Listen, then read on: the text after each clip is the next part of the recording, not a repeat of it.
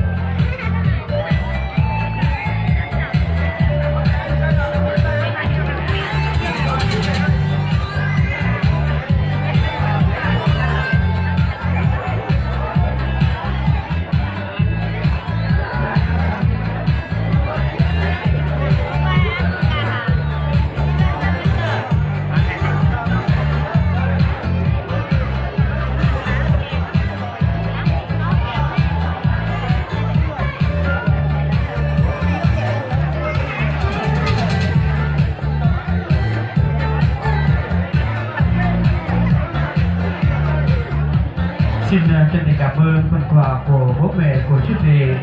Và tất cả quý vị, chúng ta cũng đã đáp lời mời từ phía gia đình đến chương trình niềm vui chúc phúc cho chú rể Hoàng Phong của dâu Mai Anh trưa ngày hôm nay. Thì ban tổ chức chúng tôi đặc biệt hơn nữa đó chính là gia đình quý họ nhà trai không thể nói hết được thành câu. Xin được cảm ơn tất cả quý vị khách quý. Và giờ đây xin mời quý quan viên họ chúng ta cùng vui lòng tiến bước trở vào phía bên trong, đặc biệt là những bạn danh dự phía trước sân khấu mà gia đình quý họ nhà trai cũng như gia đình dịch vụ gia đình nghĩa hương của chúng tôi cũng đang chuẩn bị cho quý vị trong ngày hôm nay. Xin được trân trọng kính mời quý quan viên họ. Và kính thưa quý vị khách quý, kính thưa quý một kính mến, theo như sự sắp xếp của gia đình ông bà chủ hôn ông Hoàng Xuân Định và Phùng Nguyễn Ái quyết định chuẩn bị ngày vui ngày phúc chúc tương lai cho đôi cha tài cảnh sát của chúng ta trên ngày hôm nay. Và thời gian mà gia đình cũng đã ấn định giờ lành tháng tốt để cùng hướng gửi khôn nguồn cho phép chú rể Hoàng Phong dâu Mai Anh